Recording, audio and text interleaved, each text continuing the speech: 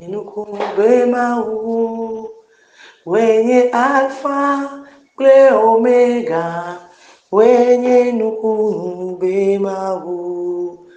He's a miracle walking God. He's a miracle walking God. He's an alpha and omega. He's a miracle walking God. Merci Seigneur. Car tu es le Dieu des miracles, le Dieu des possibilités. Nous te remettons cette journée entre tes mains et nous demandons, Seigneur, que ton Saint-Esprit prenne le total contrôle. Papa, nous remettons tous les participants de cette plateforme, tous les leaders, le leader principal. Papa, nous demandons, Seigneur, que ta main puissante continue d'œuvrer sur nous et de nous fortifier au nom de Jésus. Seigneur, nous demandons, Seigneur, que tu nous édifies par ton Saint-Esprit au travers de ce partage et que ton nom seul soit glorifié au nom de Jésus. Amen. Et bien-aimés en Christ, vous écoutez la voix de la sœur Claudine. Je suis là ce matin avec la sœur Sonia pour vous édifier sur le livre de 2 Corinthiens chapitre 12. Et le partage est de savoir que pouvons-nous retenir des versets 1 à 4. Et le deuxième partage est de savoir quelles leçons nous pouvons encore tirer de ce chapitre.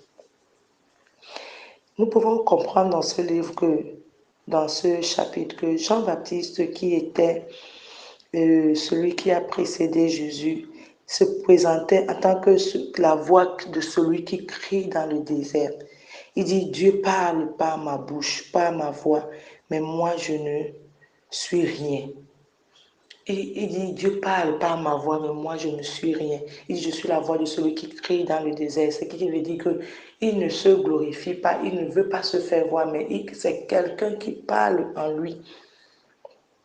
De la même manière, Gédéon a dit, mon millier, dit Gédéon, est plus pauvre en Manassé, et moi je suis plus petit dans la maison de mon père. Il est le plus petit dans la maison de son père. Donc on peut comprendre ici que aussi Gédéon aussi, qui a été un grand combattant, ne se glorifie pas, mais il dit qu'il n'est rien. Il est le moindre, il est l'insignifiant dans la maison de son père. Alléluia. Il est insignifiant dans la maison de son père. Et là, nous pouvons comprendre ici, si nous lisons le verset 1 en allant, il dit, l'apôtre Paul dit, il faut se glorifier. Cela n'est pas bon. Cela n'est pas bon de se glorifier. Cela n'est pas bon de dire, de prendre la place de Dieu. J'en viendrai néanmoins à des visions et à des révélations du Seigneur. Je connais un homme en Christ qui fut, il y a 14 ans, ravi jusqu'au 3e ciel. Si ce fut dans son corps, je ne sais si ce fut hors de son corps. Je ne sais, Dieu le sait. Et quand nous lisons un peu plus bas, nous pouvons comprendre que l'apôtre Paul, même que Dieu a utilisé pour écrire la plus grande partie du Nouveau Testament, souffrait des douleurs. Il avait une douleur en lui, il avait un problème en lui.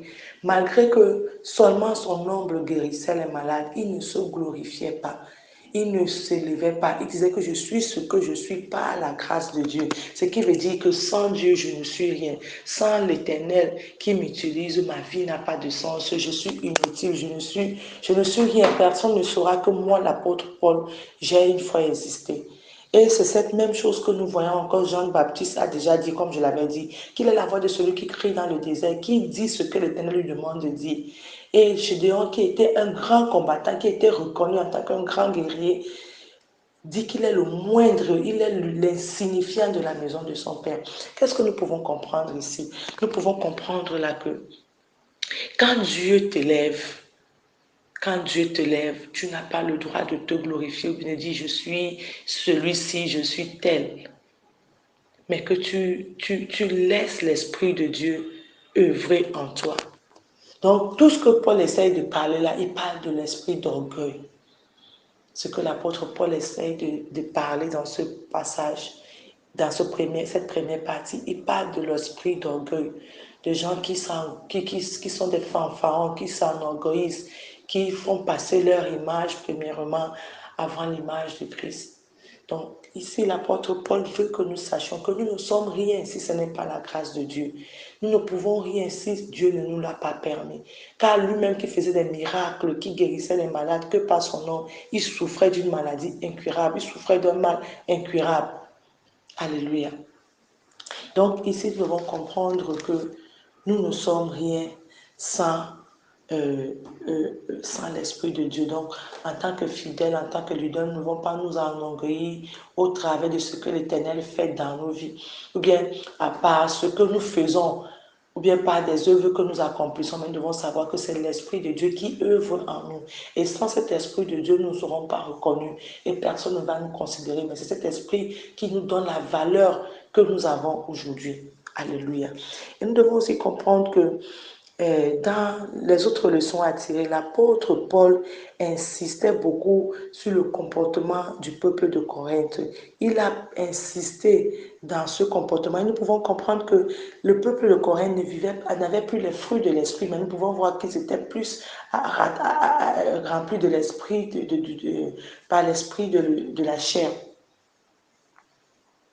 Donc les fruits de l'esprit n'étaient plus dans leur cœur, mais il y avait les fruits de la chair qui contrôlaient plus cette église. Et c'est ce qui même contrôle l'église d'aujourd'hui, pas seulement l'église primitive, cette église-là, mais même de nos jours, nous pouvons voir ces choses. Et l'apôtre insistait en disant aux fidèles de Corinthe qu'il ne faut pas qu'il y ait des querelles parmi vous, qu'il y ait des jalousies, qu'il y ait des colères, qu'il y ait des intrigues, des moqueries, qu'il y ait des médisances, des commérages, qu'il y ait des gens qui sont enflés d'orgueil, des dissolutions. Et tout ce qu'il disait, c'est ce que nous trouvons de nos jours dans la maison de Dieu. Si tu veux chercher un lieu où il y a des médisances, il y a des querelles, il y a des jalousies, il y a de l'envie, c'est dans la maison de Dieu, c'est parmi les fidèles. Nous qui nous appelons rachetés de Christ, nous qui sommes choisis de Dieu, nous qui sommes créés à l'image de Christ, c'est dans nous que nous voyons toutes ces choses aujourd'hui. Et l'apôtre Paul, malgré qu'il parlait à l'église primitive, l'Éternel nous parle encore aujourd'hui, car ce qu'il reprochait à l'église primitive, à l'église de Corinthe, dans 2 Corinthiens, c'est ce que nous vivons de nos jours. Et il dit aussi, il parle aussi, quand vous allez un peu plus en détail, vous allez comprendre qu'il réprimande aussi ceux qui font des péchés sans se repentir, continuent à mener une vie de péché, une vie malsaine, c'est-à-dire ils continuent dans leur péché, ils se noient dans leur péché, et malgré cela, il ne se repentent pas. L'apôtre Paul dit qu'il était affligé. Il se sentait mal par ce caractère. Et il ne voulait pas que quelqu'un soit affligé par son comportement. Et il ne voulait pas aussi que le comportement de quelqu'un l'afflige, l'attriste ou attriste l'Esprit de Dieu en lui.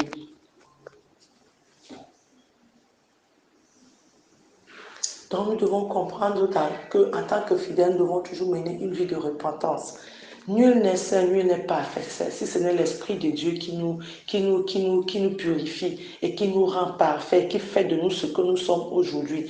Donc nous devons savoir que nous sommes des hommes et des femmes vulnérables, exposés au péché. C'est pourquoi nous devons mener une vie de sanctification, une vie de repentance, jour après jour. Seigneur, pardonne-moi. Seigneur, purifie-moi. Seigneur, lave-moi. Aide-moi à mener cette vie de sainteté. Donc pour conclure ce partage, et j'aimerais ajouter que nous devons prendre soin de bannir et de nos vies tout ce qui correspond qui ne correspond pas au caractère de Christ en cette nouvelle année. En cette nouvelle année, nous devons bannir tout caractère, toutes ces choses qui ne correspondent pas au caractère de Christ, afin que nous puissions nous conduire, afin que notre conduite le glorifie. Donc tout ce qui n'est pas de Christ, nous devons bannir ces choses afin que notre conduite, notre style de vie, notre adoration, notre service glorifie l'Éternel, glorifie Christ. Alléluia.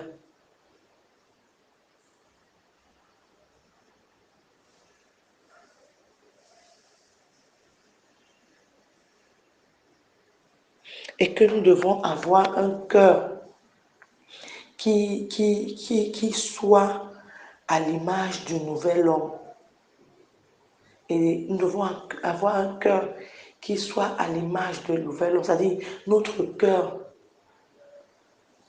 doit être à l'image du nouvel homme, notre vie. Le nouvel homme, c'est Jésus-Christ, cet homme sans péché, sans reproche. Que notre cœur doit être à l'image de cet homme qui est Jésus-Christ.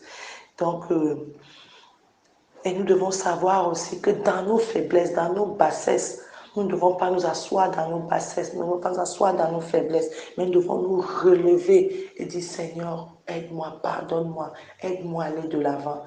Alléluia. Nous ne devons pas nous asseoir dans cette situation difficile, mais nous devons nous relever. Quand nous nous voyons faibles, c'est en ce moment que nous devons dire que nous sommes forts. Comme l'apôtre Paul le dit que chaque fois qu'il était faible, à tout moment qu'il était fort, qu'il était faible, c'est à ce moment qu'il disait que je suis fort en Christ, car nous sommes que chair et sang. Alléluia. Merci d'avoir écouté ce partage. Vous venez d'écouter la voix de la sœur Claudine. Et je suis là ce matin avec la sœur Sonia. Shalom, shalom, shalom.